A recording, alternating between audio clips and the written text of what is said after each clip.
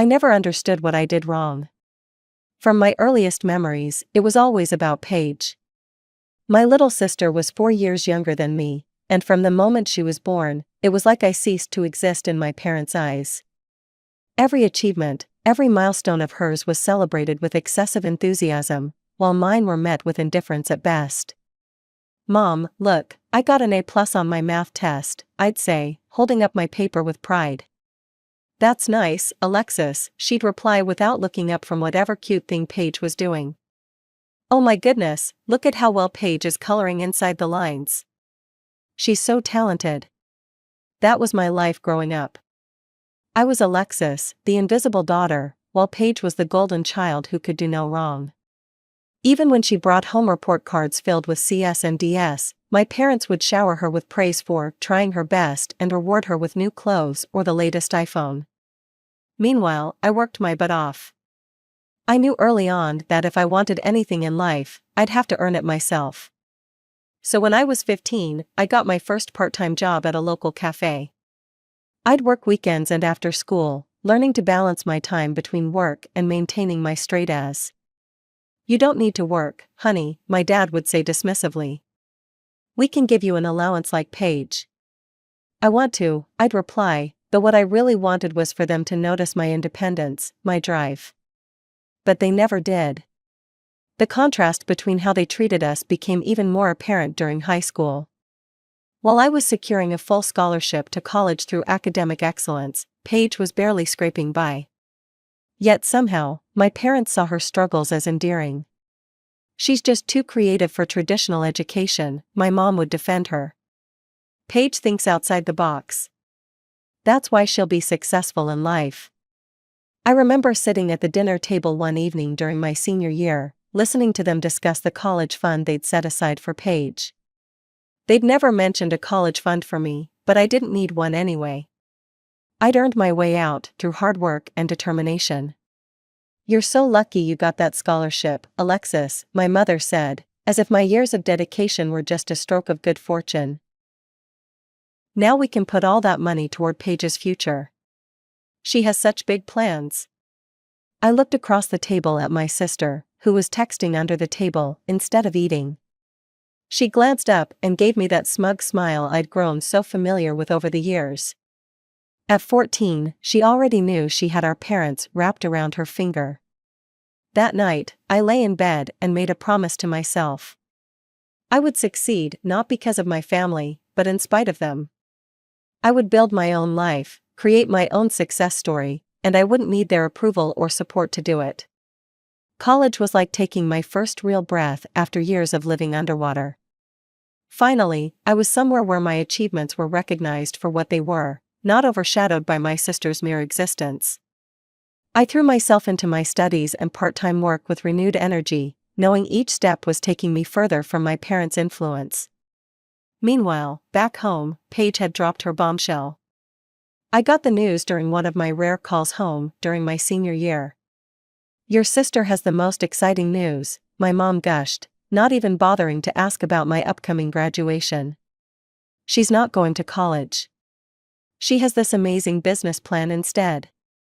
I pressed the phone closer to my ear, listening as my mother excitedly detailed how Paige and her friend had this brilliant idea that was guaranteed to make them millionaires. All they needed was startup capital, conveniently, the exact amount that had been set aside for her college education. "That's interesting," I said carefully. "What kind of business is it?" "Oh, you know your sister," Mom laughed. "She's so innovative, she says it's complicated to explain, but she's sure it's going to be huge." I wasn't surprised when I heard they'd given her the money. Of course they had. They'd probably have given her their house if she'd asked for it. What did surprise me was how quickly it all fell apart. Over the next year, as I settled into my first post-college job and began climbing the corporate ladder, Paige's brilliant business venture crashed and burned. She lost every penny of that college fund. But instead of facing consequences, she got something I never had: a second chance. And a third. And a fourth. "She's just going through a rough patch," Dad defended her during one of my visits home. "Everyone fails sometimes. The important thing is that she's trying. I watched from my apartment across town as my sister cycled through business ventures like outfit changes. Each failure was met with more investment from our parents, more praise for her entrepreneurial spirit, and more therapy sessions when things inevitably went wrong. "At least you have your stable job, Alexis," my mom would say, somehow making it sound like a consolation prize compared to Paige's repeated failures. I'd nod and smile, not telling them about my recent promotion or the substantial savings I was accumulating. I'd learned long ago that my successes only seemed to make them uncomfortable. While Paige was burning through our parents' savings with one failed business after another, I was quietly building my own success story. Every morning, I'd wake up at 5:30, hit the gym, and be at my desk by 7:45. My colleagues noticed my dedication, and more importantly, so did my superiors. "Alexis, got a minute?" My boss, Sarah, called me into her office one morning. "I've been watching your performance over the last year, and I'm impressed. How would you feel about heading up the new project team?" Each promotion came with new challenges, but I threw myself into them headfirst. Meanwhile, my sister had taken up semi-permanent residence on our parents' couch, claiming she was strategizing her next big venture while binge-watching reality TV shows. "She's dealing with a lot of stress," Mom defended her during one of our monthly family dinners. "The therapist says she needs time to process her setbacks." I stabbed at my salad, fighting the urge to point out that Paige had been processing for nearly a year now, all on our parents' dime. The therapy sessions alone probably cost more than my first car. "Oh, but you'll never believe what amazing idea she came up with yesterday," Dad chimed in, his eyes lighting up. "Tell her, Paige." My sister finally looked up from her phone, a familiar gleam in her eye. "It's going to be revolutionary," she announced. "A combination of social media influencing and cryptocurrency. All I need is some startup capital to get things rolling." I tuned out the rest of her pitch, having heard variations of it too many times before. Instead, I focused on the numbers running through my head, my latest salary increase, my growing investment portfolio, and the steadily accumulating down payment in my savings account. That night, as I drove home to my apartment, I made a detour through the Highland Heights neighborhood. There it was, the house I'd been eyeing for months. 3 bedrooms, a home office, hardwood floors throughout, and a garden that would be perfect for hosting summer parties. The realtor had called earlier that day to tell me my offer had been accepted. I sat in my car, staring at what would soon be my home, and felt a mix of pride and something else, a desire to finally show my family what their overlooked daughter had achieved. But not yet. The timing had to be perfect. The next few months passed in a blur of work, meetings with my real estate agent, and the occasional family dinner where I'd sit quietly while my parents gushed about Paige's latest business venture, which, predictably, crashed and burned like all the others. It was the market conditions, my mother would explain to relatives. Paige's concept was brilliant, just ahead of its time. I kept my house purchase to myself until everything was finalized. Every time I heard them praise Paige's latest failure or discuss how much money they'd invested in her dreams, I thought about my new house and smiled. The day I got the keys to my new house, I drove straight from the closing to my parents' home. I hadn't told them I was coming, I wanted to see their unfiltered reaction. As I pulled into their driveway, I could see Paige's car parked in its usual spot. "Perfect. Alexis," Mom looked surprised when she opened the door. "We weren't expecting you, we're just discussing Paige's new business proposal." "Actually," I cut in, "I have some news of my own for once." They gathered in the living room, Mom, Dad, and Paige, who was sprawled on her usual spot on the couch, scrolling through her phone. I took a deep breath and pulled out my house keys. "I bought a house," I announced, "just closed on it today." The silence that followed was deafening. Mom's coffee cup froze halfway to her lips. Dad's newspaper crinkled as his hands tightened on it. And Paige, well, Paige finally looked up from her phone, her eyes widening before she abruptly stood up and left the room. "You bought a house?" Mom finally managed. "Where did you get the money?" I couldn't help but laugh. "I worked for it," Mom, I've been saving for years. You know, from that stable job you always seemed so underwhelmed by? But that's such a huge commitment, Dad stuttered. You should have consulted with us first.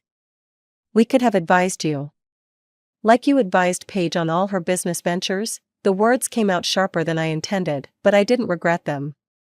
An uncomfortable silence followed, broken only by the sound of Paige's door slamming upstairs. Finally, Mom forced a smile.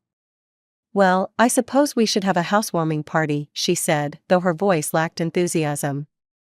When are you planning to move in? I told them my plans for the move and the party, watching as they struggled to show appropriate excitement. It was almost amusing. They'd celebrated Paige's every failure as if it were a triumph, but my genuine success seemed to leave them at a loss. Of course we'll help you organize everything, Mom said, though her eyes kept darting to the stairs where Paige had disappeared. It's just, well, we need to be sensitive to your sister's feelings. You know she's been working so hard to establish herself. I left their house that day, feeling both triumphant and sad. Triumphant because I'd finally forced them to acknowledge my success, sad because even this couldn't change the fundamental dynamic of our family. As I drove to my new house, my beautiful, hard-earned house, I thought about the housewarming party I would throw. It would be perfect, elegant, and impressive. Everyone would see what I had achieved on my own, without any help from my parents. My housewarming party was everything I'd hoped it would be. I'd spent weeks preparing, selecting the perfect furniture, arranging catering, and making sure every detail was just right. The house looked stunning, with its hardwood floors gleaming and the garden lit up with string lights. Guests filled every room, admiring the modern kitchen, the cozy living room, and the spacious bedrooms. Everyone except Paige, that is. She spent the entire evening skulking around the house, examining everything with an expression that looked like she'd bitten into something sour. This must have cost a fortune, she muttered when she thought I couldn't hear her. I bet she's in debt up to her eyeballs. I just smiled and continued greeting my guests. I'd paid for everything in cash, no mortgage, no debt. But Paige wouldn't understand that concept if it slapped her in the face. Mom and Dad showed up late, making a big show of bringing an expensive bottle of champagne. To our successful daughter, Dad toasted, though his eyes darted nervously to Paige as he said it. I thought that was the end of it, that maybe, finally, they were starting to see me differently. How wrong I was. 2 weeks later, I was having lunch with Aunt Sarah when she dropped the bomb. I assume you've heard about your parents buying Paige a house, she said casually, as if discussing the weather. I nearly choked on my salad. They what? Aunt Sarah's face fell.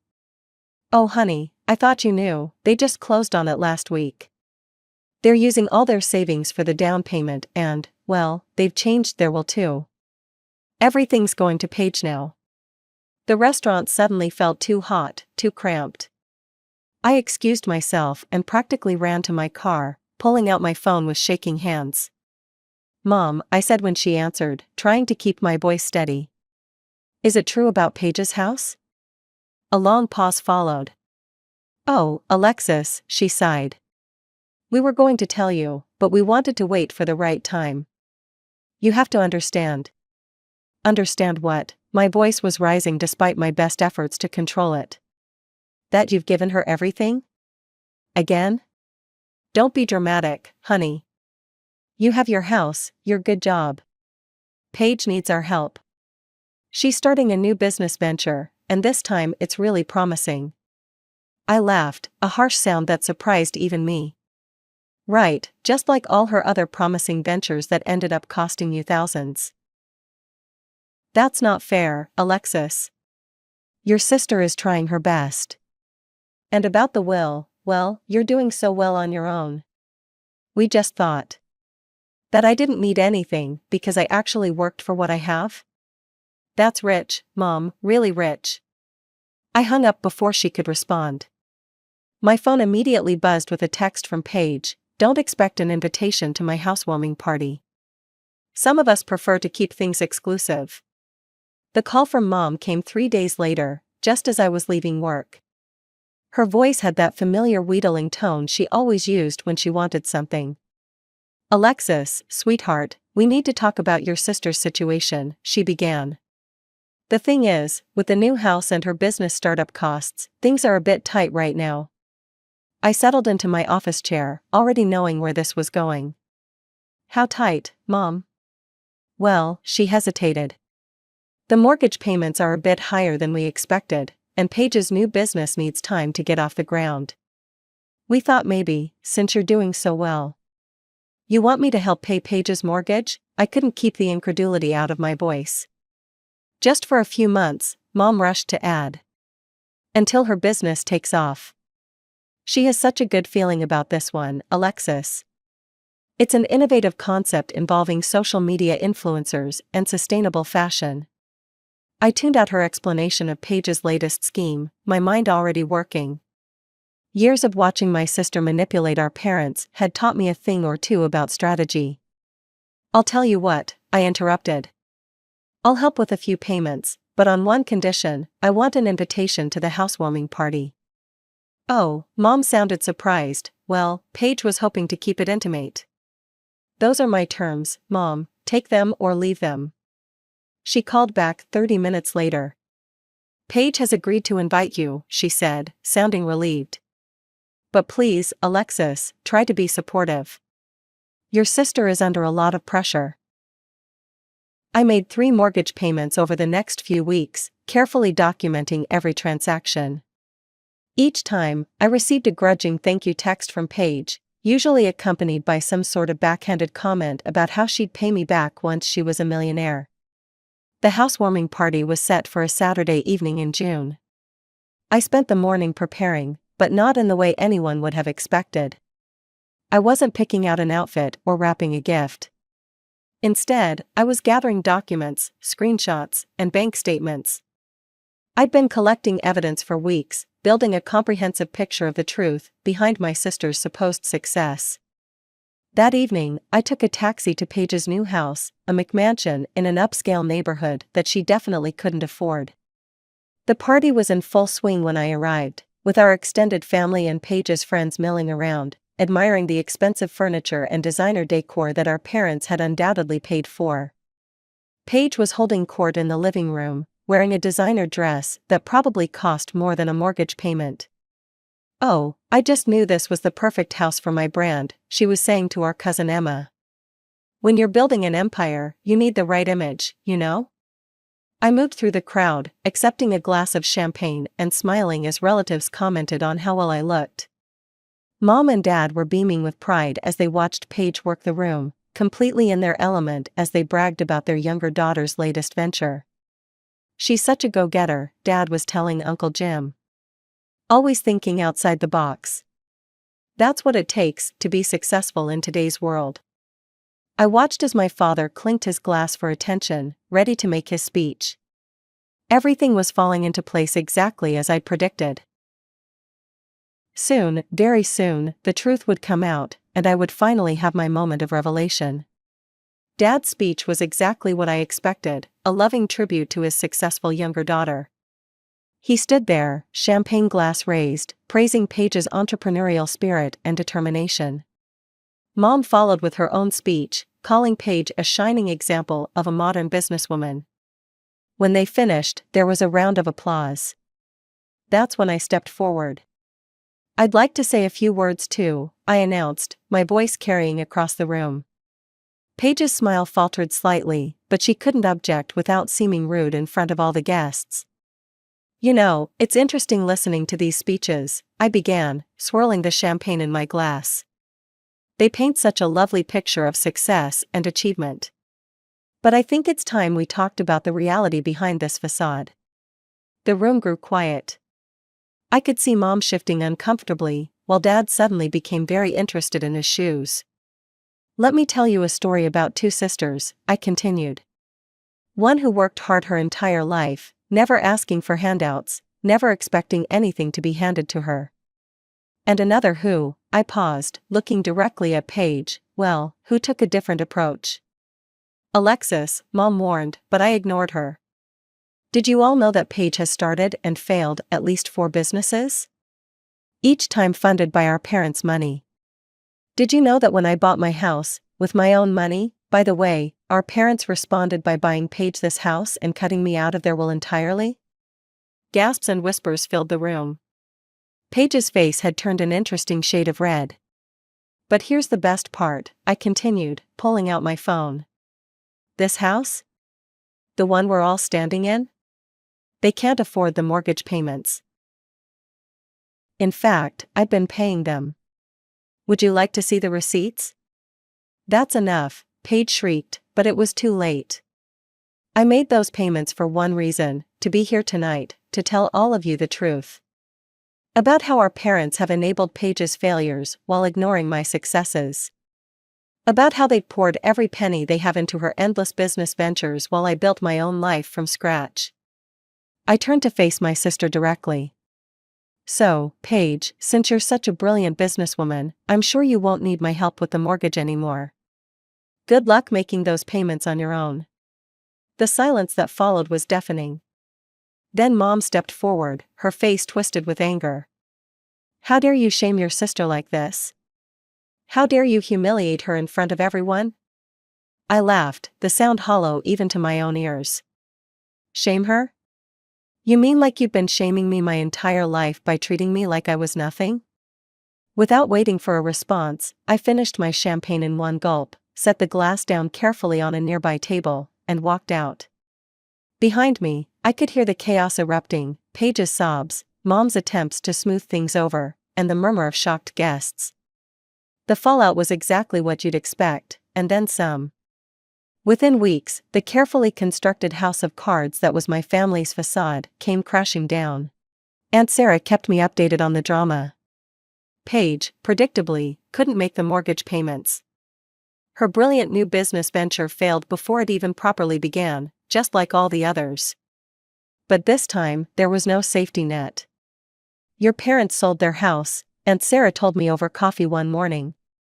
They gave most of the money to Paige for the mortgage payments, thinking they could move in with her. Paige took the money and refused to let them move in. She said she needed space to focus on her business. They ended up buying a tiny apartment on the outskirts of town.